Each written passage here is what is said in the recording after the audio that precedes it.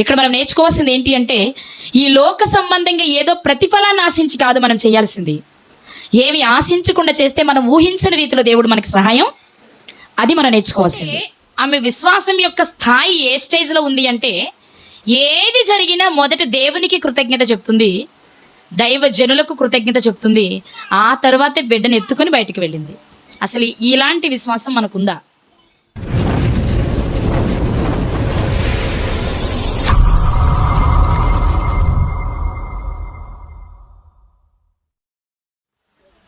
తండ్రి అయిన దేవునికి యేసుక్రీస్తు వారి పేరట కృతజ్ఞతాస్తుతులు చెల్లిస్తున్నానండి. అలాగే చేరువచ్చిన మీ అందరికీ మన ప్రభువు ప్రియరక్షకుడైన యేసుక్రీస్తు వారి నామంలో నా హృదయపూర్వక వందనాలు. బాగున్నారు అందరూ? చాలా పల్చగా ఉన్నారేంటి? మూల స్తంభాలు లేవేంటి? ఒక మాట చెప్పి నేను చెప్పాలనుకున్న విషయంలోనికి వెళ్తాను. ఈరోజు దేవుడు మనకు అవకాశం ఇచ్చారు కాబట్టి చాలా ప్రశాంతంగా ఉన్నాం మనం, అవునా? దేవుడు ఈరోజు మనకి అవకాశం ఇచ్చారా కాబట్టి ప్రశాంతంగా ఉన్నాం. కానీ ఈ అవకాశం లేని ధనవంతుడు ఎలా అరులు చాచాడో తెలుసా? ధనవంతుడు పాతాళంలో బాధపడుతున్నాడు. ఎంత బాధపడుతున్నాడంటే, ప్లీజ్ అబ్రహాం గారు ఒక్కసారి లాజర్ను పంపించవా, ఒక్క చుక్క నీరు నాకు ఇప్పించవా? ఆ క్షణం అబ్బా ఒక్కసారి నేను మళ్ళీ బ్రతికితే బాగుండు, భూమి మీదకి వెళ్తే బాగుండు అనుకుని ఉండడా? కానీ ఆయనకి ఇలాంటి అవకాశాలు వచ్చిండవా? భూమి మీద ఉండగా వచ్చుంటాయా? మనలాగే నిర్లక్ష్యం చేస్తుంటాడు.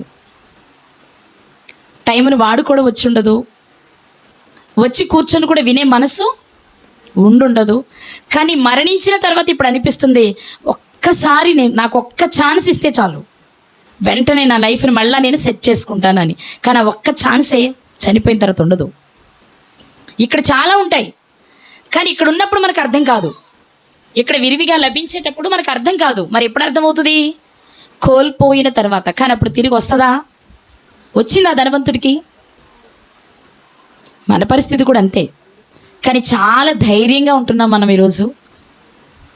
మాకు తెలిసిలే అని కొందరు, మేమే చెప్పగలం లేని ఇంకొందరు, ఇవన్నీ చిన్నప్పుడే పట్టేశాను అనుకునేవారు మరికొందరు, రోజు ఎక్కడ వింటాంలే అనుకునేవారు ఇంకొందరు. ఇన్ని రకాల మనుషుల మధ్యలో మనం ఉన్నాము. అయినా చాలా జాగ్రత్తగా ఉండాలి. మరి మీ ఇష్టం, అవకాశం జారితే తిరిగి రాదు. అప్పుడు అయ్యయ్య ప్లీజ్ ప్రభువా రత్నమణక్కను ఇంకోసారి రప్పించవా అంటే కుదరదు. మా ఊరికి మీ ఊరికి 800 కిలోమీటర్లు చెప్పారు చాలాసార్లు. 800 350 నుంచి 400 కిలోమీటర్ల దూరం అన్నారు. మరి 4 అడుగులు వేసి మీరు వాక్యం వినడానికి రాలేకపోతున్నారేంటి? తెలియని వారికి ఎలాగూ తెలియదు. వాక్యం రుచి తెలుసు మీకు, కావాలని పిలిపించుకుంటున్నారు మమ్మల్ని మీరు. మరి అంత దూరం నుండి ప్రయాసపడి మీ మధ్యకు వస్తుంటే వాక్యం వినడానికి నలుగురిని పురుకొల్పడం కానీ, మీ పనులు చక్కబెట్టుకోవడం కానీ, కాస్త ముందు రావడం కానీ ఎందుకు చేయలేకపోతున్నారు? అంటే మొక్కుబడికి చేస్తున్నారా దేవుని పనిని? సీరియస్గానే మాట్లాడుతున్నా నేను. మొక్కుబడికి చెయ్యాలి కాబట్టి, చేస్తే నలుగురు మెచ్చుకుంటారు కాబట్టి చేస్తున్నారా? అలా అయితే పరలోకం రాదు. ఇక్కడ పేరు వస్తుంది, రాజు బాగా చేశాడండి, లేదా భగవాన్ దాస్ గారు బాగా నడిపించారండి, ఇక్కడ వస్తుంది. పరలోకం రాదు. ఏది కావాలి మీకు? చెప్పండి, ఏది కావాలి మీకు? నిజంగా కావాలా? మరి 12 గంటల వరకు ఏం చేశారు? నెలంతా జరగదు కదండి మీకు సెమినారు ఒక్కరోజు.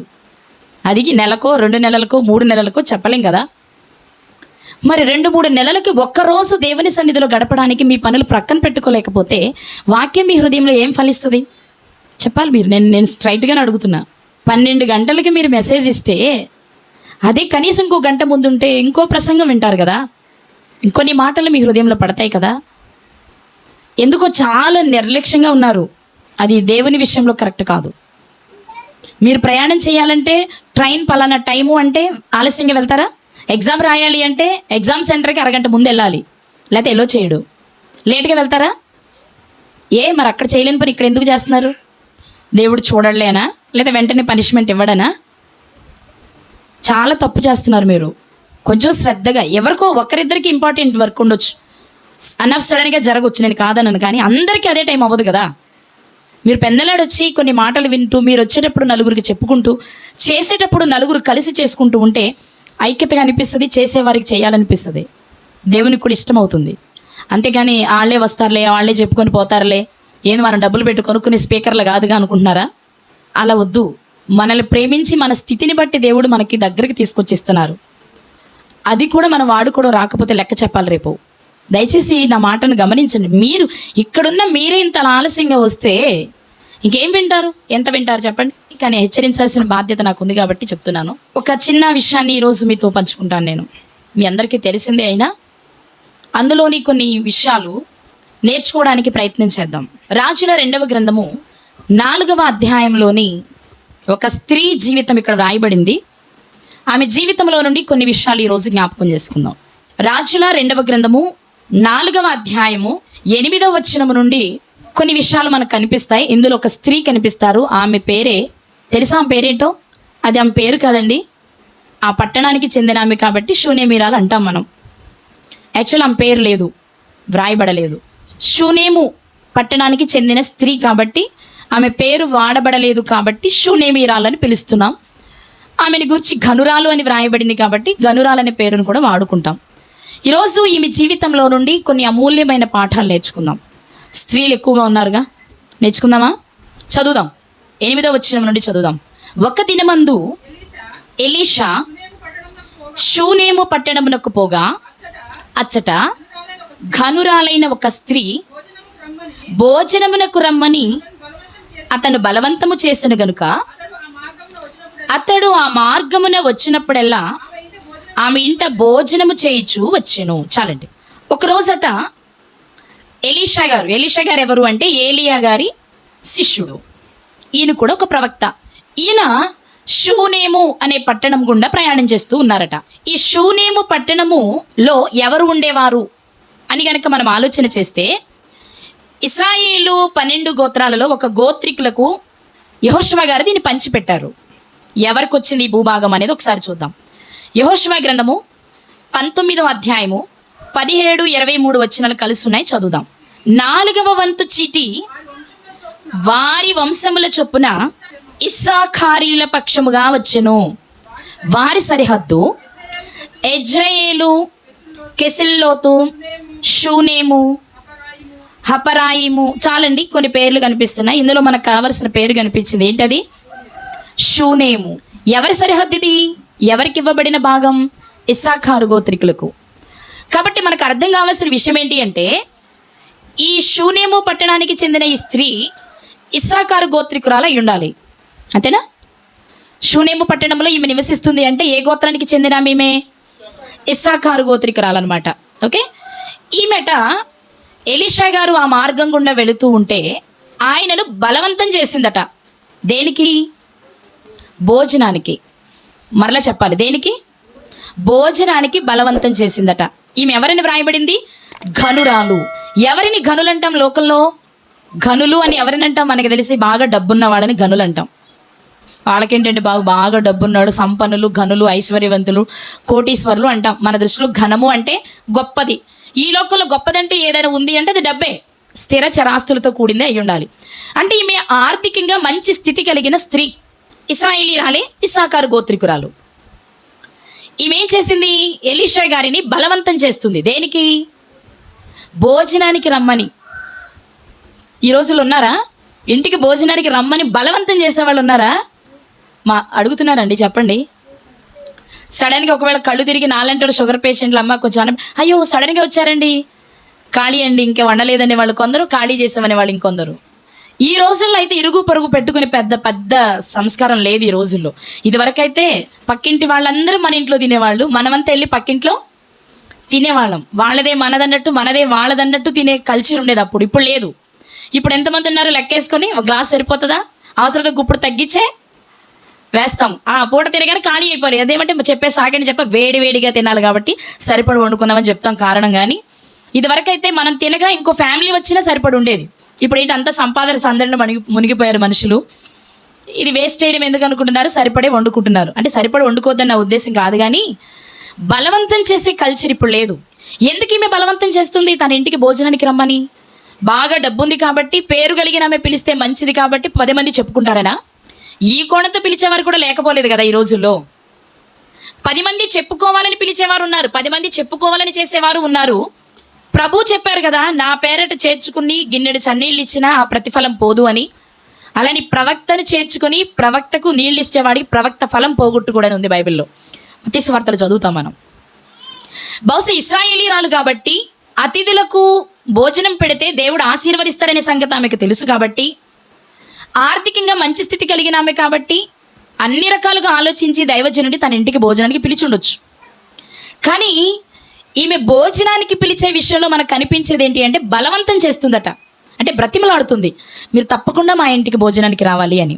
ఇక్కడ మీరు గమనిస్తే ఈమె భోజనానికి పిలుస్తున్న విషయం ఆలోచిస్తే ఆ ఒక్కరోజు భోజనం కోసం కాదు ఆమె బలవంతం చేస్తుంది. అక్కడ వ్రాయబడిన మాట ఏంటంటే, ఆ మార్గమున వెళ్ళిన ప్రతిసారి ఎలీషా గారు భోజనానికి వెళ్ళారు అంటే ఈమె బ్రతిమలాడుతున్న దేనికోసం? ఈ మార్గం గుండా వచ్చిన ప్రతిసారి మా ఇంటికి వచ్చి భోజనం చేయమని బ్రతిమలాడుతుంది. ఆ ఒక్కరోజు కోసమే కాదు. నిజంగా ఆ మాట చదివినప్పుడు నాకు చాలా ఆశ్చర్యం అనిపించింది. మీరు ఈ దారి గుండా వెళితే నేనున్నా లేకున్నా, నేను గమనించి పిలిచినా పిలవకపోయినా మీరు మాత్రం మా ఇంటికి వచ్చి వచ్చిన ప్రతిసారి భోజనం చేసి వెళ్ళాలని పిలుస్తుందండి. ఎంత మంచి మనసు ఇది. ఒకరోజు పెట్టడమే కష్టం. మొదటిసారి భోజనానికి వచ్చినప్పుడు పంచభక్ష పరమాన్నాలు పెడతాం. రెండోసారి వచ్చేటప్పటికి కొన్ని ఐటమ్స్ తగ్గిస్తాం. మూడోసారి వచ్చేటప్పటికి ఇంకా తగ్గుతాయి. ఈ నాలుగోసారి సాంబారే. ఈరోజు మనుషుల పద్ధతులు ఇలాగే ఉన్నాయి. ఇక్కడే కాదు, ఎక్కడైనా అలాగే ఉన్నాయి. కానీ ఆమెట ఆయనని ఏమని బ్రతిమలాడుతుందంటే, ఈ మార్గం కూడా ఎప్పుడొచ్చినా మీరు మా ఇంటికి వచ్చే భోజనం చేయాలి. అలా మాట ఇవ్వండి నాకు. ఎప్పుడొచ్చినా భోజనానికి ఇక్కడికే వచ్చి భోజనం చేస్తానని నాకు మాట ఇవ్వండి. ఎందుకంటే ప్రవక్త మాటిస్తే తప్పకుండా చేస్తాడు. యేసుక్రీస్తు ప్రభు వారు కూడా 12 మంది శిష్యులను ఏర్పాటు చేసుకొని పంపించేటప్పుడు చెప్పారు ఏమని అంటే, మీరు ఒక గ్రామంలోనికి ప్రవేశించగానే ఏ ఇల్లు యోగ్యమైనదని మీరు ఎంచుకుంటారో ఆ ఇంటికే వెళ్ళండి, మీరున్నన్నాళ్ళు అక్కడే భోజనం చేయమని చెప్పారు. చూద్దాం ఆ మాట. మత్తయి రాసిన సువార్త 10వ అధ్యాయము 11వ వచనం. మరియు మీరు ఏ పట్టణంలోనైనను గ్రామంలోనైనను ప్రవేశించినప్పుడు అందులో ఎవడు యోగ్యుడో విచారణ చేసి అక్కడ నుండి వెళ్ళు వరకు అతని ఇంటనే బస చేయుడి. ఏం చెప్పారు యేసుక్రీస్తు వారు? ఊరిలోనికి వెళ్ళగానే మీకెవరు భోజనం పెట్టడానికి అర్హత కలిగిన వారని మీకు అనిపిస్తుందో పెట్టగలిగిన స్థితి ఉండాలి, పెట్టే మనసు ఉండాలి. ఈ రెండు ఉండాలి. కొంతమందికి పెట్టే మనసు ఉంటుంది కానీ పెట్టే స్తోమత ఉండదు. కొంతమందికి స్తోమత ఉంటుంది కానీ మనసు ఉండదు. కానీ ఈ రెండూ ఉన్నవారు ఎవరుంటారో వారు యోగ్యులు భోజనం పెట్టడానికి. అలాంటి ఇంటిని సెలెక్ట్ చేసుకొని ఆ ఇంటికి మీరు వెళ్ళండి. తిరిగి ఆ ఊరిలో ఎన్ని రోజులు మీరు ఉంటారో అన్ని రోజులు ఆ ఇంటిలోనే ఉండండి. అయిపోయిన తర్వాత ఆ ఇంటి నుండి బయటికి రండి. ఈ మాటను కనుక మనం దృష్టిలో పెట్టగలిగితే చాలా విషయాలు మనకి ఏమనిపిస్తాయి అంటే, క్రొత్త నిబంధనలో జరుగుతున్న విషయాలు, క్రొత్త నిబంధనలో చట్టంగా కనిపించే విషయాలు పాత నిబంధనలోని మూలాలు కనిపిస్తాయి మనకి. అక్కడ ఆజ్ఞగా ఉండవు కానీ అన్నీ అవి జరుగుతూనే ఉంటాయి. క్రొత్త నిబంధన వచ్చేటప్పటికి ఆజ్ఞగా చట్టంగా కనిపిస్తూ ఉంటుంది మనకి. ఇప్పుడు ఇక్కడ మనం గమనిస్తే ఈ స్త్రీ కూడా ఏం చేస్తుంది? పెట్టే స్తోమత ఉంది, పెట్టే మనసు ఉంది. దైవజనుడి పిలిచింది తన ఇంటికి. రెండో విషయం ఏంటంటే, ఏ దైవజనుడు మన ఇంటికి వస్తాడో మన ఇంటికి శుభం కలుగుతుంది. ఎందుకంటే వారు వస్తూనే సమాధానం కలుగును గాక, శుభము కలుగును గాక అని చెప్పి మన ఇంట్లో ఎంటర్ అవుతారు. నిజంగా మంచి మనసుతోనే మనం వారికి కావలసినవన్నీ ఇస్తే ఆ శుభం మన ఇంటి మీద నిలిచి ఉంటుంది. పిలవడానికైతే పిలిచి పట్టించుకోకుండా ఉన్నాం అనుకోండి, అది మనకు ఉండదు, వారి వెంటే వెళ్ళిపోతుంది. అదే మత్తయి సువార్త తర్వాత వచ్చినాల్లో మీరు చూసే విషయం. చూస్తారా? 12వ వచనం. ఆ ఇంటిలో ప్రవేశించుచు ఇంటి వారికి శుభమని చెప్పుడి, ఆ ఇల్లు యోగ్యమైనదైతే మీ సమాధానము దాని మీదికి వచ్చును, అది అయోగ్యమైనదైతే మీ సమాధానం మీకు తిరిగి వచ్చును, అంటే మీ వెనక్కి వచ్చేస్తుంది అని. బహుశా ఈ విషయాలన్నీ ఇక్కడ యేసుక్రీస్తు వారు చెప్తున్నాడు. క్రొత్త నిబంధనలు కనిపిస్తుంది కానీ అప్పుడే ఆమెకు తెలిసేమో. అందుకే ఆయనను బ్రతిమలాడుతుంది, నా ఇల్లు యోగ్యమైనది, నేను పెట్టగలిగిన స్థితిలో ఉన్నాను, పెట్టే మనసు కూడా నాకుంది, దయచేసి నా ఇంటికి రండి. ఎందుకంటే ఆ ప్రవక్త తన ఇంటికి వెళ్తే ఆయన లోపలికి వెళ్తూనే ఏం చెప్తాడు? ఇప్పుడు శుభమని చెప్తాడు, సమాధానం కలుగును గాక అంటాడు. ఇప్పుడు ఆ ఇంటికి ఏమొస్తుంది? సమాధానం వస్తుంది. అంటే దైవజనుని చూసే స్తోమత కలిగి, దైవజనుని చూసే మనసు కలిగి మనం ఒకరిని పిలిస్తే మన ఇల్లు సమాధానంతో నిండి ఉంటుంది. ఆ ఇంటిలో ఏమి లేకపోయినా హ్యాపీగానే ఉంటాం. కానీ ఈ మనస్సు మనకి లేదనుకోండి, ఇంటి నిండా ఉన్న మనస్సు ఎంత ఉండదు. నా మాట అర్థమవుతుంది అందరికీ? ఏమా వింటున్నారా? తప్పకుండా ఆ ఇంటికి సమాధానం వస్తుందన్నమాట. ఈ విషయాలన్నీ గ్రహించిన ఆ స్త్రీ దైవజనుడి తన ఇంటికి పిలుస్తుంది. జనరల్గా ఘనురాలు అనే మాట ఆర్థిక స్థితిని బట్టి వ్రాయబడి ఉండొచ్చేమో, కానీ ఆమె మనస్సును బట్టి నిజంగానే ఆమె ఘనురాలు, ఘనత కలిగిన స్త్రీ. దైవజనుడి పిలిచింది. దైవజనుడు కూడా ఇక వచ్చినప్పుడల్లా ఆ ఇంటికే వెళుతున్నారు, అక్కడే భోజనం చేస్తున్నాడు, అక్కడే రెస్ట్ తీసుకుంటున్నాడు. ఆ తర్వాత ఏం జరిగిందో చూద్దాం.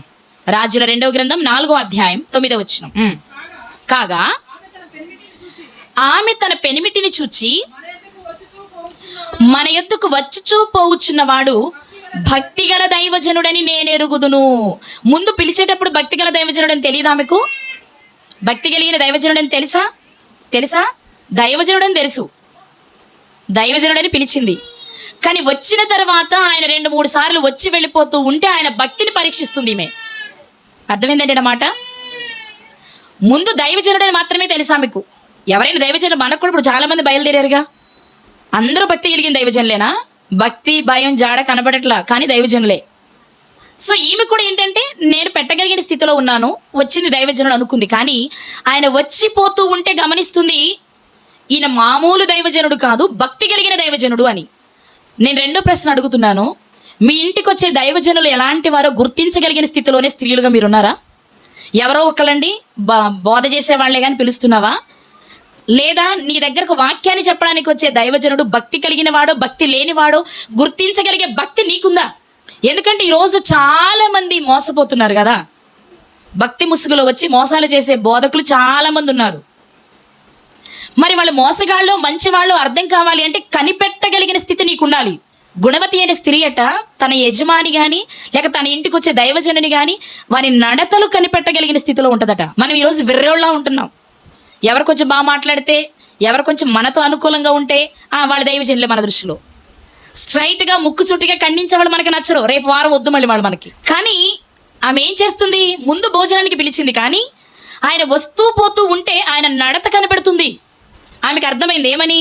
ఈయన భక్తి కలిగిన దైవజనుడు. భోజనం మాత్రమే కాదు, ఈయనకి ఇంకేదో చేయాలి. ఏం చేయాలి? ఇప్పుడు భర్తతో చెప్తుంది. ఏమని? 10వ వచనం. కావున మనము అతనికి గోడ మీద ఒక చిన్న గది కట్టించి అందులో అతని కొరకు మంచము, బల్ల, పీట, దీపస్తంభము ఉంచుదుము. అతడు మన యొద్దకు వచ్చినప్పుడల్లా అందులో బస చేయవచ్చునని చెప్పాను.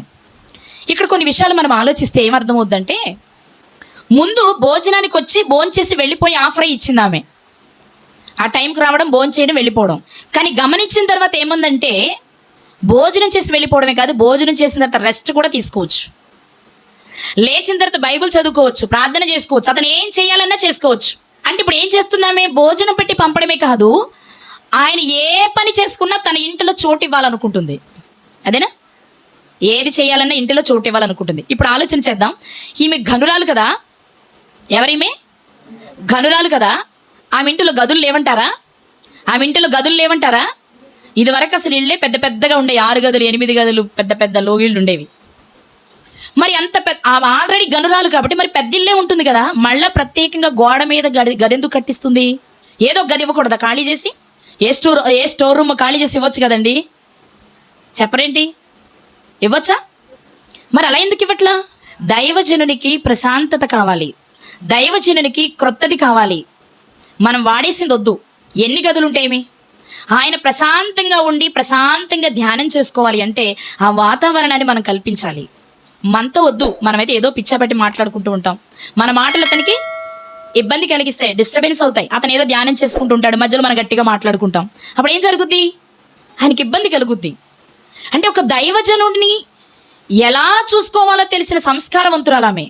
అందుకే ఆమెను ఘనురాలు అన్నారు. డబ్బుంటే ఇవి ఉండవు అనుకుంటాం మనం జనరల్గా కదా. డబ్బున్న వాళ్ళకి గర్వం ఎక్కువ ఉంటుంది. ఏదో గదిలో ఇవ్వండి, ఏమైంది అలా అలుసుగా మాట్లాడతారు అనిపిస్తుంది దైవజనులను చూస్తే. చాలామంది ఉన్నారు కూడా సొసైటీలో. డబ్బున్న వాళ్ళ ఇళ్ళకి డబ్బు లేని బోధకుడు వెళ్తే చాలా చీప్గా చూస్తూ ఉంటారు, చాలా మందిని చూస్తాం మనం. కానీ ఎలాంటిది అంటే, ఒక దైవజనుడు అంటే సాక్షాత్తు దేవుడే తన ఇంటికి వచ్చినంతగా భావిస్తుందామే. తను వాడుకున్నది ఇవ్వాలనుకోవట్లా. పోని గది కట్టించింది అనుకోండి, మంచం కొత్తదెయ్యాలా, పీట కొత్తదెయ్యాలా, బల్ల కొత్తదెయ్యాలా, అన్ని కొత్తవి పెట్టాలి. అతను ప్రశాంతంగా ధ్యానం చేసుకోవాలి. మనకు ఆ పరిస్థితులు లేవులేండి. మనం ఉంటాకే ఒక గది ఉంటుంది మనకి. మనం మరి దైవజనులకు ఇంకో గది ఎక్కడ తెస్తాం మనం? కానీ ఉన్నంతలో ప్రశాంతంగా వాళ్ళు ధ్యానం చేసుకోవడానికి పరిస్థితులు కల్పించగలుగుతున్నామా? ఇది మనం వేసుకోవాల్సిన ప్రశ్న. 2, మనమే బోధకులమైతే మన నడతను ఆ ఇంటి వారు కనిపెడుతున్నారనే స్పృహ మనకుందా? ఇద్దరం ఆలోచించుకోవాలి. విశ్వాసి స్థానంలో ఉన్న, బోధకుడు స్థానంలో ఉన్న. ఇప్పుడు ఆమె కనిపెట్టింది అతను భక్తి కలిగిన వాడు కాదనిపిస్తే గది కట్టిస్తుందా? వీడికి తిండి పెట్టడమే దండగా, ఇంక మన ఇంటికి రావద్దు, పిచ్చి పిచ్చి చూపులు చూస్తున్నాడు, వెర్రి చేష్టలు చేస్తున్నాడు, ఇవాళతో పంపించేస్తుంది.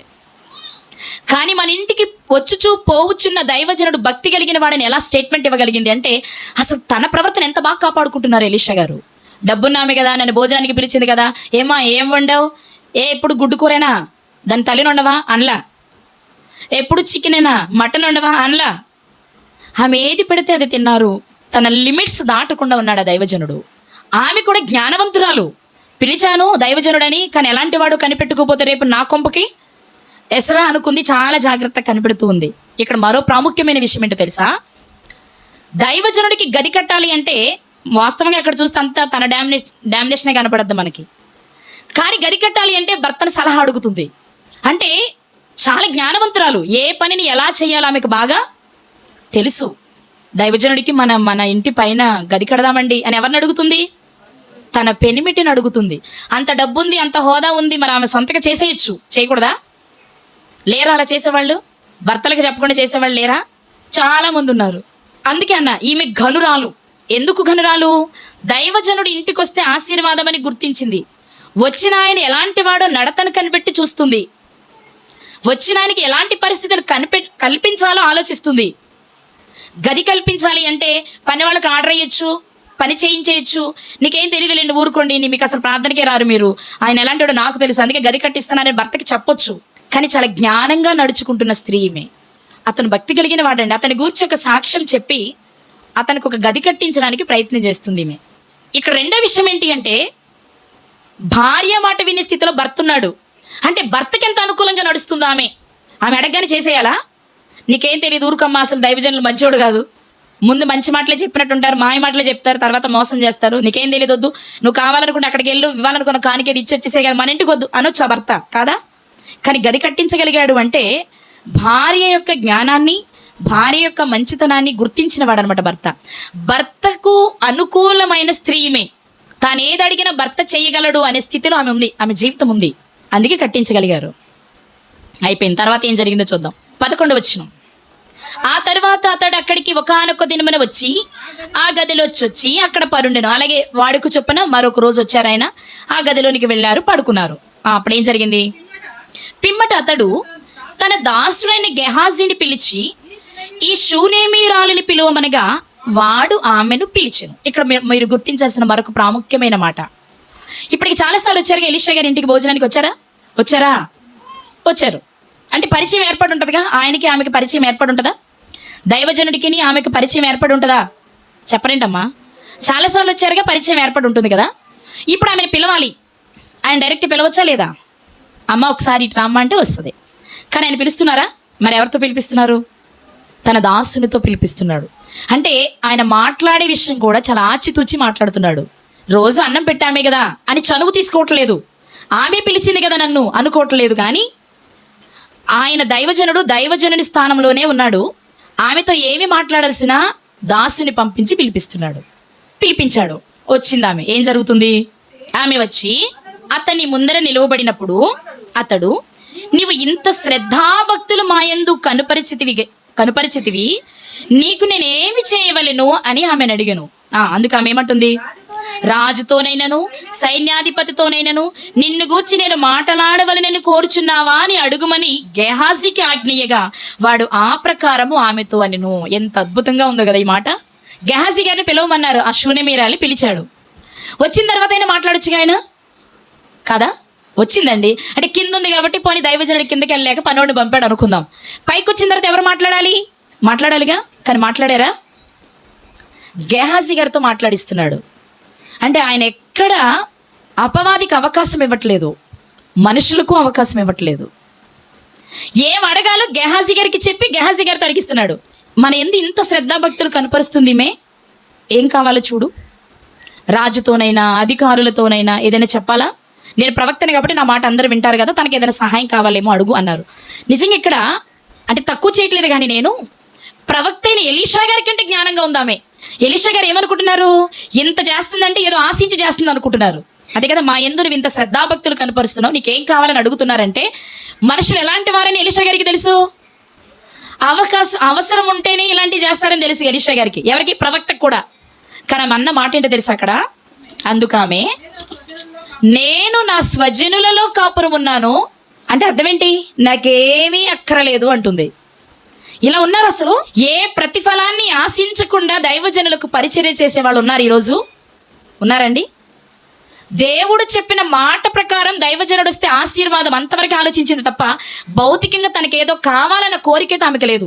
ఉంటే అడగొచ్చు. ఏంటో తెలుసా? ఆల్రెడీ ఆమెకు పిల్లలు లేరు. దైవజనుడు అడిగాడుగా నీకేమైనా కావాలా అని. అప్పుడు ఏం చెప్పొచ్చు ఆమె?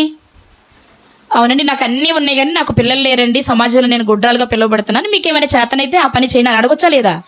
కానీ అది కూడా చెప్పలేదు ఆమె ఆ క్షణం. అంటే ఆమె మనసేంటి? ఏదో ఆశించి చేయట్లేదు పరిచర్య. లోటుందా ఆమె ఇంట్లో? లేదా? లోటుందా? అది తీరని లోటు కూడా తెలుసా. మనుషులు ఎవరు చెయ్యింది, కానీ మనుషులందరూ నిందించేది. పిల్లలు మనుషులు ఇస్తారా? ఎవరు. కానీ పిల్లలు లేకపోతే మనుషులు ఊరుకుంటారా? కాకుల్లో పొడుస్తారు. మరి ఇంత పెద్ద లోటు ఉండగా అంత గొప్పగా పరిచర్య చేస్తూ దైవజనుడే పిలిచి నీకేం కావాలమ్మా అంటే నాకు అన్నీ ఉన్నాయండి తినడానికి ఉండడానికి, కానీ పిల్లలు లేరు. మరి నువ్వు దైవజనుడు కదా, ప్రార్థన చేస్తే దేవుడు వింటారేమో, నాకు కొడుకుని ఇప్పించండి అని అనొచ్చు. కానీ ఆమె చెప్పిన మాట ఏంటో తెలుసా? ఏం చెప్పారామె? నేను నా స్వజనుల మధ్యలో ఉన్నాను, నాకే అవసరత అంటే పిల్లల అవసరత కూడా లేదా? వద్దు, ఇవ్వాలనుకుంటే దేవుడు ఇస్తాడు. నేను ఇప్పుడు కనుక నాకు ఇది అవసరమని చెప్తే దీన్ని ఆశించి నేను మీకు సహాయం చేసినట్లు అవుతుంది.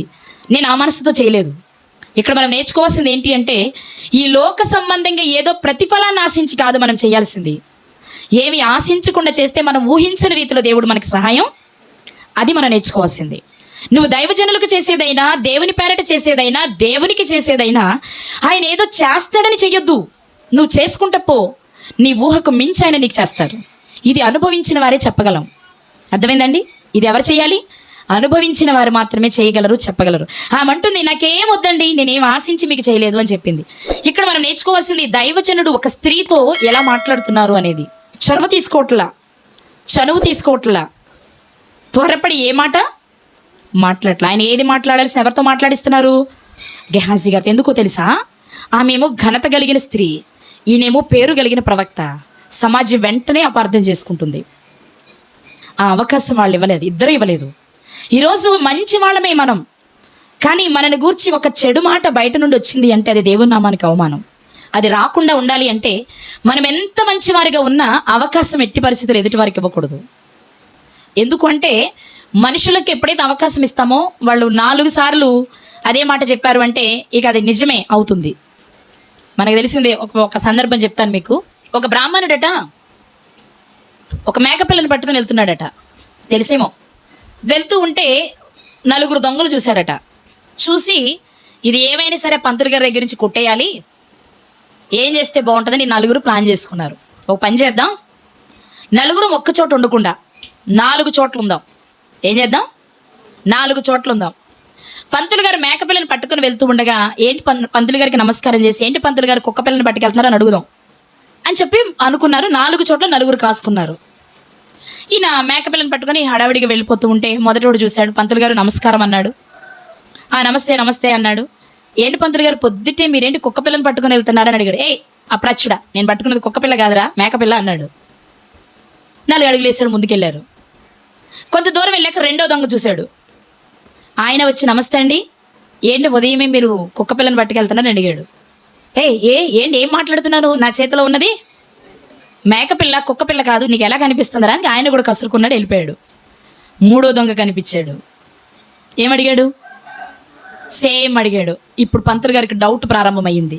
నేను మేకపిల్లనే పట్టుకున్నారు కదా, నాకు మేకే కనపడుతుంది కదా, మరి వీళ్ళందరూ కుక్క కుక్క అంటున్నారేంటి? పోనీ ఒకడంటే అందం, ఆల్రెడీ మూడోవాడు అంటున్నాడు. అంటే నేను ఖచ్చితంగా పట్టుకున్నది కుక్కేనేమో అనిపించింది ఆయనకి.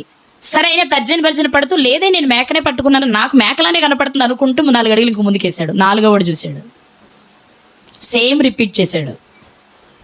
పంతులు గారు కుక్కను పట్టుకెళ్తున్నారేంటి అని అంతే వదిలేసాడు తాడు. నిజంగా ఆయన పట్టుకున్నది మేకపిల్లే. కానీ 4 చెప్పేటప్పటికి ఏమైంది? మేకపిల్ల కాస్త అనుకుని వదిలేశాడు. ఇలాగే ఉంటాం మనం కూడా. ఈరోజు మనము మనుషులకు అవకాశం ఇస్తే ఒక మాట 4 సార్లు అదే మాట వినపడేప్పుడు మన మీద మనకే డౌట్ వస్తుంది. అందుకే అవకాశాన్ని షూనేమీరాలు ఇవ్వలేదు, ఎలీషా గారు ఇవ్వలేదు. గొప్ప ప్రవక్త కదా, అందుకే ఇంట్లో పెట్టుకుంది. అటువైపు నుంచి వచ్చే మాట. బాగా డబ్బు ఉంది కదా, అందుకే ఇలా ఆ ఇంట్లో ఉన్నాడు. 2 వైపులా వస్తాయి. దేవుని పేరట వచ్చిన వారికి చెయ్యాలి, వారి ప్రవర్తన వారు కాపాడుకోవాలి, మనుషులకు అవకాశం ఇవ్వకూడదు. అందుకే గేహాజీ గారిని అడ్డం పెట్టారు అక్కడ. ఇది ప్రతి దైవజనుడు చేయాల్సిన పని. ఈరోజు బాగుండొచ్చు, రేపు బాగుండొచ్చు, ఎల్లుండి మనకే మనసు మారొచ్చు, చెడు ఆలోచన రావచ్చు. ఎందుకంటే అపవాది పనే అది. కాబట్టి నిజంగా మనకి ఏముండదు, కానీ ఎందుకో వీళ్ళు ఎప్పుడు ఎక్కువ మాట్లాడుకుంటున్నారే, ఎక్కడ చూసినా వీళ్ళిద్దరు ఎక్కువ ఉంటున్నారే, అంతే ఫట్ అయిపోద్ది మన పని. ఆ అవకాశాన్ని ఇవ్వట్లేదు ఇద్దరు కూడా. అందుకే పిలిపించిన గెహాజీ గారితోనే పిలిపించారు, మాట్లాడిస్తున్నా గెహాజీ గారితోనే మాట్లాడిస్తున్నారు ఎలీషా గారు. ఇది ప్రతి దైవజనుడు నేర్చుకోవాలి, ప్రతి విశ్వాసి కూడా నేర్చుకోవాలి. ఇప్పుడు ఈమె కూడా ఫీల్ అవ్వచ్చు, ఏమని, ఏంటి దైవజనుడు నేను ఇంటికి పిలిచి భోజనానికి ప్రతిసారి భోజనం పెడుతుంటే ఎదురుగా నుంచుంటే నాతో మాట్లాడచ్చు కదా, గెహాజీతో చెప్పిస్తాడేంటి అని ఆమె అనుకోవచ్చుగా, ఫీల్ అవ్వచ్చా? కానీ మరి ఆమె ఫీల్ అవ్వలేదు. అంటే ఆమె కూడా జ్ఞానవంతురాలు. కొన్ని విషయాలు పెద్దవారు చెప్పేప్పుడు మనకు అర్థం కాదు. మనతో మాట్లాడొచ్చు కదా, మన తెలిసిన వాళ్ళమే కదా, లేదా అన్నయ్య అంటున్నాను కదా, చెల్లి అంటున్నాను కదా అనిపించవచ్చు. కానీ కొన్ని చాలా యుక్తిగా చేయకపోతే అపవాదికి మనం లోనైపోయే ప్రమాదం ఉంటుంది అనేది షూనేమీరాలి జీవితం నుండి దేవుడు మనకు నేర్పించే పాఠం. మాట్లాడింది. తర్వాత ఏం జరిగిందో చూద్దాం. ఎలీషా గారు చదివేశారు కదా 14. ఆమె నేనేమి చేయి కోరుచున్నదని వానిని అడుగగా గేహాజీ ఆమెకు కుమారుడు లేడు, మరియు ఆమె పెనిమిటి ముసలివాడని అతనితో చెప్పాను. ఆమె ఏం జరిగింది, నేను స్వజనంలో కాపురం ఉన్నానని చెప్పింది, వెళ్ళిపోయింది. మరి మనము ఆమె పెట్టేది తింటున్నాం కదా, మన వంతు మనం కూడా ఆమెకు ఏదో సహాయం చేయాలిగా. గెహాజీ నీకేమైనా తెలిస్తే చెప్పు, ఆమె గురించి మనం ఏమైనా చేయగలమేమో సహాయం అని అడిగారు గెహాజీని. ఇప్పుడు గెహాజీ గారు చెప్తున్నారు ఏమని, ఆమెకు కుమారుడు లేడండి, భర్త కూడా ముసలివాడైపోయాడు, మీరేమైనా చేయగలిగితే ఆమెకు ఒక బిడ్డనివ్వండి. గెహాజీ చెప్పారు. అప్పుడు ఏం జరిగింది, అందుకతడు ఆమెను పిలువమనగా వాడు ఆమెను పిలిచాను. ఇక్కడ ఏం జరిగింది, ముందు పిలిచారా, వచ్చిందా, నీకేం కావాలని అడిగారా, నేను ఆ స్వజనంలో ఉన్నానందా, మళ్ళీ రెండో మాట మాట్లాడేప్పుడు మళ్ళీ పిలవడం ఏంటి, అర్థమైందన్నమాట. మాట్లాడింది కదా, మళ్ళీ రెండో ప్రశ్న, మరి ఆవిడ ఏం అవసరం లేదంటే గెహాజీ మనం ఏమైనా చేద్దామా అంటే కుమారుడు లేడని అని చెప్పేటప్పటికి మళ్ళీ రెండోసారి పిలవాల్సి వచ్చింది. అంటే ఆమె ఏం చేస్తుంది, కావలసిన సమాధానం చెప్పాక అక్కడ ఒక్క నిమిషం కూడా ఉండట్లేదు. మీకు అన్నీ తెలిసిన విషయాలే, దైవజనుడే కదా, మంచిగా చెప్తాడు కదా, అక్కడే నుంచి 4 మంచి మాటలు చెప్తాడు కదా దేవుని గురించి అనుకోవచ్చు కదా. కానీ ఆమె లిమిట్ దాటట్లేదు. పిలిచారా, ఏం కావాలి, ఆ సమాధానం చెప్పింది, వెళ్ళిపోయింది. మళ్ళీ రెండో ప్రశ్నకి సమాధానం కావాలంటే మళ్ళీ పిలిపించుకోవాల్సి వచ్చింది ఆమెను. అంటే నా ఇంటికే వచ్చాడు కదా దైవజనుడు, నేను అన్ని వసతులు కల్పించాను కదా అనుకుని అతి చనువు తీసుకోవట్లేదు ఆమె. అలాని ఆమెతో ఏదో మాట్లాడాలని ట్రై చేయట్లేదు ఎలీషా గారు. ఎంత జాగ్రత్తగా తమ ప్రవర్తనను కాపాడుకుంటున్నారు వాళ్ళు అనేది మనం ఇక్కడ నేర్చుకోవాల్సిన విషయం. మరలా మాట్లాడాల్సి వస్తే మరలా ఆమెను పిలిపించారు. ఏం జరిగింది ఇప్పుడు, వచ్చి ఆమె ఏం చేసింది చూద్దాం. ఆమె వచ్చి ద్వారమందు నిలువగా, గుమ్మం పక్కన నుంచుంది. పూర్వం స్త్రీలందరూ అలాగే ఉండేవారండి. శారా గారు కూడా, దేవదూతలు వచ్చారు కదా భోజనం చేసినప్పుడు, ఆవిడ ఎక్కడున్నారు, గుడార ద్వారం దగ్గర పక్కన ఉన్నారు.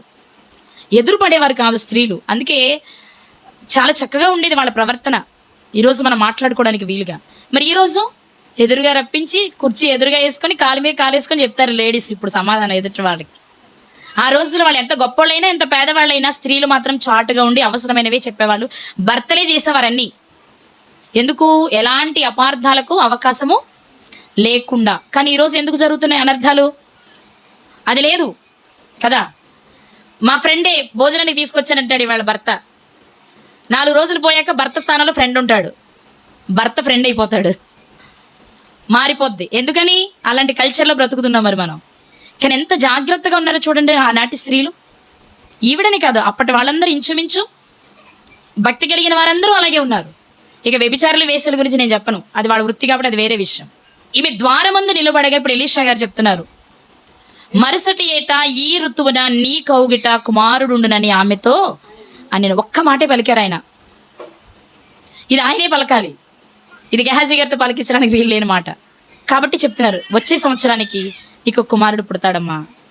అప్పుడు ఆమె అంటుంది, ఆ మాట విని దైవజనుడైన నా ఏలినవాడా, అలాగు పలకవద్దు, నీ దాసురాలనైన నాతో అబద్ధం ఆడవద్దు అంటుంది. అదేంటి, ఆయన భక్తి కలిగిన దైవజనుడనే కదా పిలిచింది, మరి అబద్ధం ఆడొద్దు అంటుంది ఏంటి? అంటే వృద్ధాప్యానికి వచ్చేసాం, నా భర్త ముసలోడైపోయాడు, ఇక మాకు పిల్లలు పుట్టడం కష్టం, నువ్వు చెప్పేది ఎంతవరకు జరుగుద్ది, నువ్వు చెప్తే నాకు ఆశ కలుగుద్ది, ఆ బిడ్డ కొరకు నేను ఎదురు చూస్తాను, ఒకవేళ పుట్టకపోతే బాధపడతాను, నువ్వు అబద్ధం ఆడినట్టు నాకు అనిపిస్తుంది, కాబట్టి ఇవన్నీ ఎందుకులే, వద్దు. బస్ ఈ ఆలోచన నుండి కొడుకుని అడగలేదేమో ఆమె అసలు ముందు కూడా.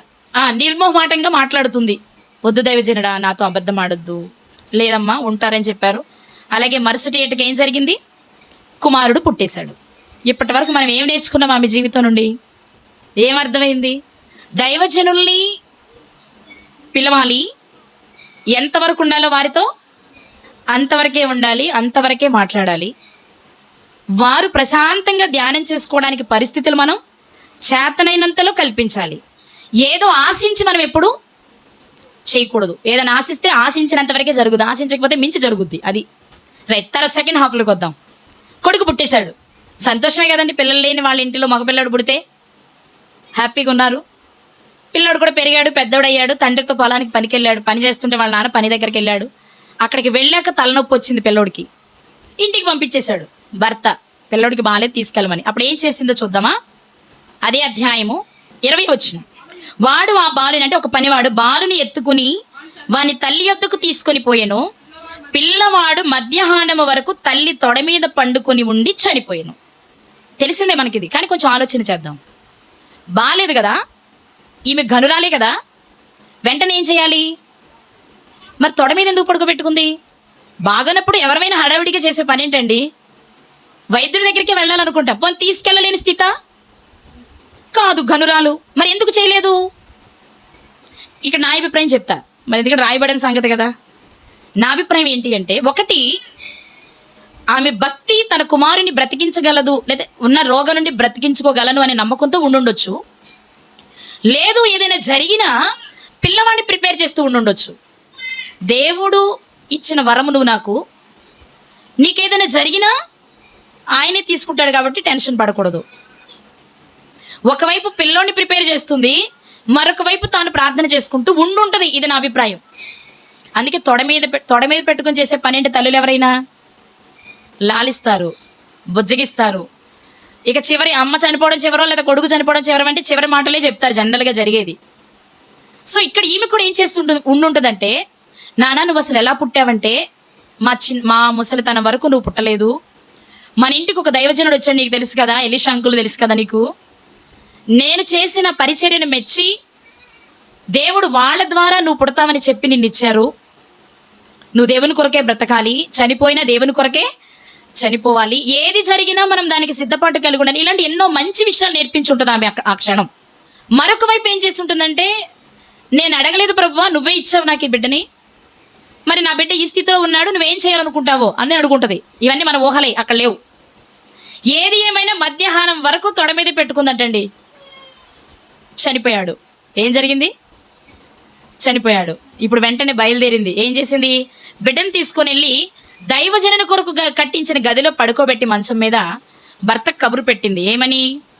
22వ వచనం. ఒక పనివానిని ఒక గాడిదను నా యొద్దకు పంపుము, నేను దైవజనుని యొద్దకు పోయి వచ్చేదనని తన పెనిమిటితో చెప్పింది. కబురు పెట్టింది భర్తకి. ఏమని? బిడ్డ చనిపోయాడని కాదు, ఆ సంగతి చెప్పలా. మనమైతే ముందు ఫోనే అది చెప్తాం కదా, ముందు ఫోన్ ఏం చెప్తాం? ఇక మనకు పిల్లోడు దక్కలేదయ్యో, అంతా అయిపోయిందయ్యో, ఇది చెప్తాం మనం. ఆమె ఆ వార్త చెప్పలా. ఒక పనోడిని ఒక గాడిదని పంపించు, నేను దైవజన దగ్గరికి వెళ్ళాలి అని అడిగింది అంతే. ఎందుకని ఆయన కూడా అడలా, కానీ ఆయన ఆలోచిస్తున్నాడు. ఏం ఆలోచిస్తున్నాడు? నేడు అమావాస్య కాదే, విశ్రాంతి దినము కాదే. అంటే విశ్రాంతి దినము, అమావాస్య, దైవజనులు కలిసే సంప్రదాయం ఉందప్పుడు. ఖచ్చితంగా ఆ రోజులు దైవజనులు కలుస్తూ ఉండేవారేమో. ఈ రెండు కాదే, అతని యొద్దకు ఎందుకు పోదు అని అడుగగా, ఎందుకు వెళ్ళాలనుకుంటున్నావు అంటే ఆమె అంటుంది, నేను పోవుట మంచిది అని చెప్పింది అంతే తప్ప విషయాలు చెప్పలా. ఎందుకని మరి? అక్కడేం గది కట్టేటప్పుడు అన్నీ అడిగింది కదా, ఇప్పుడు ఎందుకు చెప్పట్లేదు? బహుశా ఈమంత విశ్వాసం భర్తకు లేదేమో. భార్య ఏది చెప్తే అది నమ్ముతాడేమో కానీ ఆయనకు అంత విశ్వాసం లేదేమో. ఇప్పుడు చెప్తే కనుక అదిగో నేను చెప్పానా, దైవజనులందరూ ఇంతే నేను చెప్పానా నేను కదా. చాలామంది భర్తలు ఇదే పొజిషన్లో ఉంటారు. నువ్వో నమ్మేసి ఇంటికి తెచ్చి ప్రార్థన చేయించి కానుకలు ఇచ్చి భోజనాలు పెట్టి బట్టలు పెడుతున్నావు, దైవజనులందరూ ఇలాగే ఉంటారని నేను చెప్పానా? మనం అడిగామా? ఇచ్చాడు. చూసేప్పుడు ఏం జరిగిందో అని రివర్స్ అవుతాడేమో అనుకుందేమో. లేదా వృద్ధాప్యంలో ముద్దుగా మాటలు చెప్పే బిడ్డ చనిపోయాడని చెప్పగానే భర్త టెన్షన్ పడతాడు అనుకుందో. ఇవన్నీ మన ఊహలసుమా, ఇది ఏం చెప్పడానికి ఏం లేదు. కానీ విషయాన్ని మాత్రం భర్తకి చెప్పలేదు. కానీ ఒక మాట చెప్పింది, నేను వెళ్ళడం మంచిది, నేను వెళ్ళొస్తా, నన్ను పంపించు. సరే, ఆయన కూడా ఏమి ఎదురు చెప్పలేదు. పనివాడిని గాడిదనిచ్చి పంపించాడు. గాడిద గంత కట్టింది, వెంటనే బయలుదేరిందండి. ఎంత ధైర్యం కావాలి కదా. చనిపోయిన కొడుకుని ఇంటిలో పెట్టి దైవజనుడి దగ్గరికి వెళ్ళడం అంటే తల్లికి ఎంత ధైర్యం కావాలో. ఆ క్షణం అంతా బోరుని ఏడ్చే పనిలోనే ఉంటారు తప్ప ఏం ఉండదు ఇంకక్కడ. కానీ ఆమె ఎంత, అందుకే ఘనురాలన్నా నేను. ఘనత అనే పదం లోక సంబంధంగా ఆలోచిస్తే డబ్బు కానీ అది మినహాయించి అన్నీ ఉన్నాయి ఆమెకు, అది ఉంది. అందుకే ఘనురాలని వాడబడిందేమో ఆమె పేరు అనిపిస్తుంది.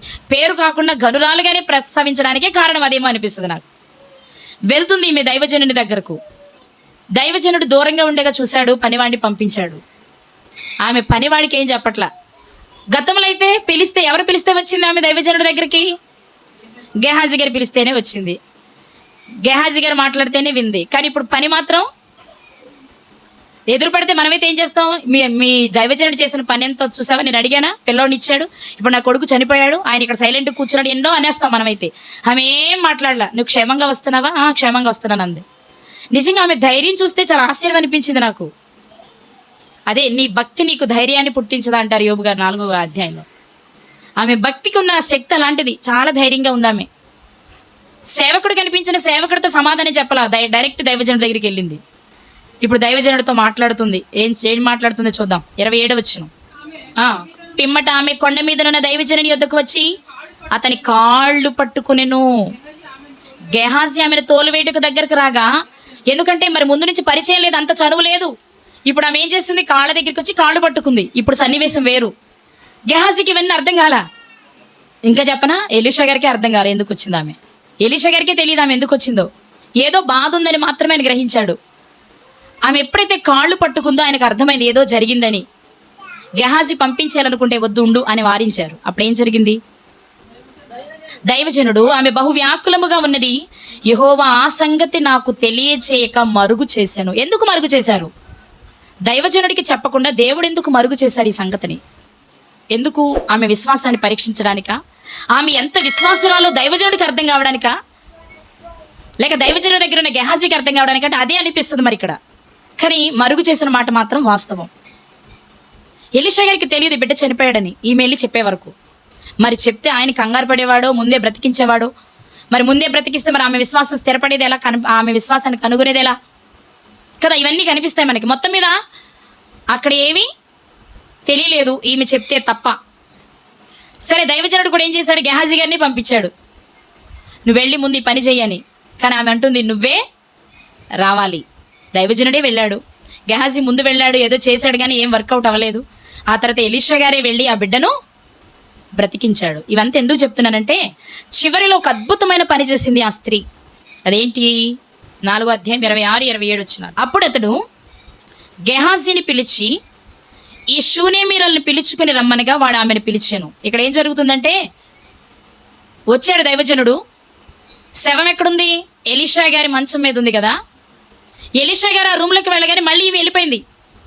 మనమైతే ఏం చేస్తాడో చూడాలి, బిడ్డ బ్రతకగానే ఎత్తుకోవాలి, అక్కడే ఉంటాం. మళ్ళీ వీళ్ళు ఏం చేశారు? బ్రతికించిన తర్వాత మళ్ళీ ఆమెను పిలిచారండి, ఈమె ఎక్కడుంది? వెళ్ళిపోయింది. మరి కింద ప్రార్థన చేసుకుంటుందో ఏం చేస్తుందో మనకు తెలియదు, కానీ అక్కడైతే లేదు. ఎంత జాగ్రత్తగా ఉందో అనిపిస్తుంది ఆమెను చూస్తే. పిలిచారు, వచ్చింది.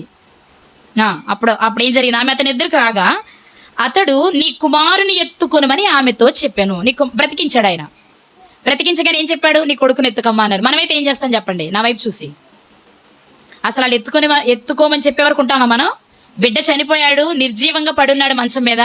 ఎలీషా గారు వచ్చి బ్రతికించాడు. బిడ్డ ఎప్పుడైతే ఇలా కళ్ళు తెరిచాడో లేదో పరిగెత్తుకుంటే ఎత్తేసుకుంటాం మనం. మనకున్న ప్రేమ అలాంటిది బిడ్డల మీద కదా. ఇప్పుడు దైవజనుడే చెప్పాడు ఏమని? వీళ్ళు ఎత్తుకోమని. బిడ్డను ఎత్తుకోమని చెప్పాడు. అప్పుడు ఆమె ఏం చేసింది చూడండి. అంతటా ఆమె లోపలికి వచ్చి అతని కాళ్ళ మీద సాష్టాంగ పడి లేచి అప్పుడు తన కుమారుని ఎత్తుకుంది.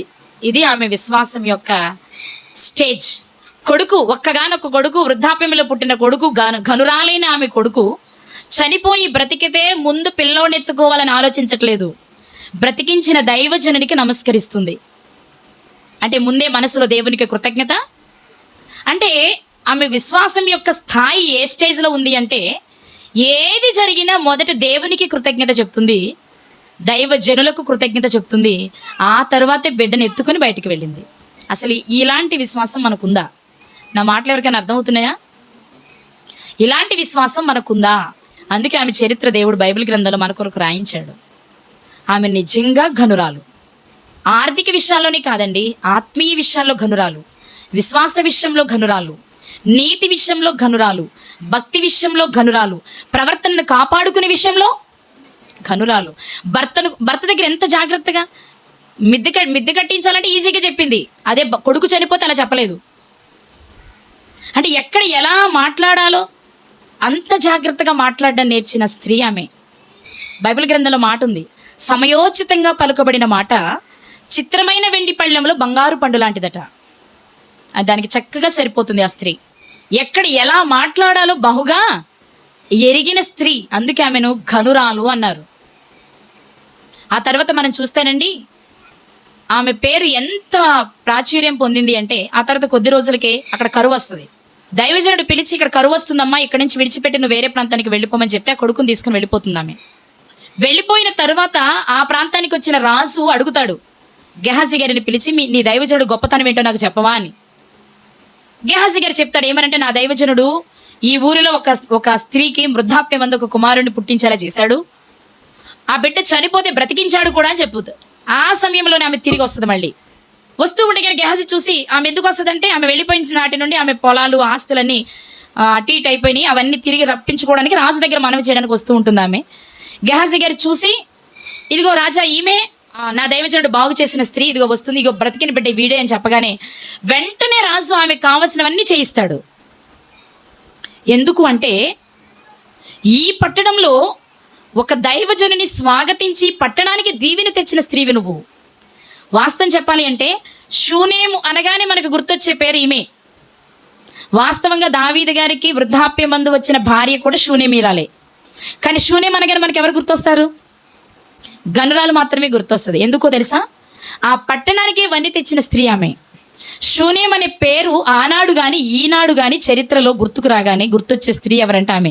ఎందుకు అంటే, చాలా చాలా జాగ్రత్తగా తన ప్రవర్తనను కాపాడుకున్నామే, దైవజనులు గౌరవించినామే, కుటుంబంలో సంతోషాన్ని పొందినామే, చరిత్రలో చిరస్థాయిగా నిలిచిన స్త్రీ కూడా ఆమె. ఈ మధ్యాహ్నం దేవుడు ఆమె జీవితాన్ని మనకి ఎందుకు జ్ఞాపకం చేస్తున్నాడు అంటే, దైవజనుల ముసుగులో మనం భక్తి ఎలా చేస్తున్నాం అనేది మనం పరీక్షించుకోవాలని. దైవజనుని ముసుగులో చాలామంది సంపాదన కోసమే బైబిల్ పట్టుకునేవారు ఉన్నారు.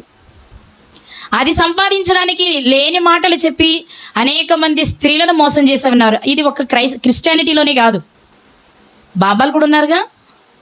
డేరా బాబా, ఎంతమంది బాబాలు లేరు? రాచలీలలు నడిపేవారు చాలామంది ఉన్నారు. అంటే భక్తి ముసుగులో మోసం చేసేవారు ఉన్నారు. కాబట్టి విశ్వాసం ఎంత జాగ్రత్తగా ఉండాలో నేర్పడానికి షూనేమీరాల జీవితాన్ని బైబిల్ గ్రంథంలో పెట్టారు దేవుడు. ఒక స్త్రీ తన సత్ప్రవర్తన ద్వారా తన కుటుంబాన్ని కట్టుకోగలదని, తన ఊరిని కట్టుకోగలదని నేర్పడానికి ఈ స్త్రీ జీవితాన్ని పెట్టారు కదా. కుటుంబాన్ని కట్టుకోలేదామె? కట్టుకుందా? కట్టుకుంది. ఊరికే వన్నెను తెచ్చింది కదా. మరి మనం ఎక్కడున్నాం? మన స్థితి ఎలా ఉంది? భక్తి ముసుగులో మోసపోతున్నావా? మనుషుల మాటలు నమ్మి నీ జీవితాన్ని నువ్వు తగలబెట్టుకుంటున్నావా? కుటుంబాన్ని నాశనం చేసుకుంటున్నావా? సంఘాన్ని పాడు చేస్తున్నావా? సమాజంలో చెడ్డ పేరు తెస్తున్నావా? నీ పేరు చెప్పగానే నీ ఊరిని అసహించుకునేలా నీ బ్రతుకుందా? లేక ఊరి పేరు చెప్పగానే నిన్ను గుర్తుంచుకునేలా మన బ్రతుకుందా? ఆలోచించుకోమంటున్నాడు దేవుడు ఈరోజు మనల్ని. ఘనురాలు అనే మాట తన పేరు కంటే కూడా తన స్థితిని గుర్తించే దేవుడు ఒకవేళ రాయించుంటారేమో. పేరు రాయబడలేదు కదా. ఎందుకు ఘనురాలు ఆమె అంటే, కేవలం ఆర్థిక విషయాలు కాదు, అన్ని విషయాలలోనూ ఆమె చాలా గొప్ప స్థాయిలో ఉన్న స్త్రీ. ఇలాంటి జీవితం మనకుందా? ఒకసారి ఆలోచించండి. స్త్రీలు బలహీనమైన ఘటాలే, కానీ అనుకుంటే దేనినైనా. భర్తను మార్చుకుంది, బిడ్డను పొందుకుంది, బిడ్డను తిరిగి కాపాడుకుంది, పోగొట్టుకున్న ఆస్తులు తిరిగి సంపాదించుకోగలిగింది. ఆమెను చూసి రాజు సహితం ఆమెకు అన్నీ చెయ్యాలి అనే మంచి మనసు రావడానికి కారణం, నా ఊరికి పేరు తెచ్చిందట ఈ స్త్రీ అనే భక్తి కలిగిన స్త్రీలు కొనియాడబడతారు. మనకుందా భక్తి? వేసుకుందాం ప్రశ్న మధ్యాహ్నం. నీకు భక్తి ఉంటే భయం కూడా ఉండాలి. భయభక్తులుంటే నువ్వు జ్ఞానంగా నడుచుకుంటావు. ఇవి లేకపోతే లోక సంబంధమైన ఎంత జ్ఞానం ఉన్నా సున్నా. ఒక్కసారి ఆలోచించండి. ఘనత అనేది డబ్బును బట్టి వచ్చేదిగా ఉండకూడదు, కానీ భక్తిని బట్టి వచ్చేదై ఉండాలి, ప్రవర్తనను బట్టి వచ్చేదై ఉండాలి. అర్థమవుతుందన్నమాట. మరి మన ప్రవర్తన ఎలా ఉంది, మన భక్తి ఎలా ఉంది? ఒకసారి పరీక్షించుకోండి. మన భక్తిలో ఏవైనా లోపాలుంటే సరిచేసుకుందాం. మంచి ప్రవర్తన కలిగిన వారమై మన ఇంటి వారికి, మన సంఘానికి, మన ఊరికి మంచి పేరు తెచ్చేవారిగా మనం ఉండాలి అంటే భక్తి అనేది మనలో ఉండాలి. మనం భయభక్తులు కలిగిన వారమైతే మోసపోం. మనకి ఈజీగా అర్థమవుతుంది, ఏ విషయాన్ని గుర్తించగలుగుతాం. కాబట్టి భయభక్తులు కలిగి జ్ఞానవంతులుగా మలుచుకుని ఘనులుగా ఎంచబట్టడానికి ప్రయత్నం చేద్దాం. అట్టి కృప దేవుడు మనందరికీ దయచేయునుగాక. ఆమేన్. తలలో ఉంచండి, ప్రార్థన చేసుకుందాం.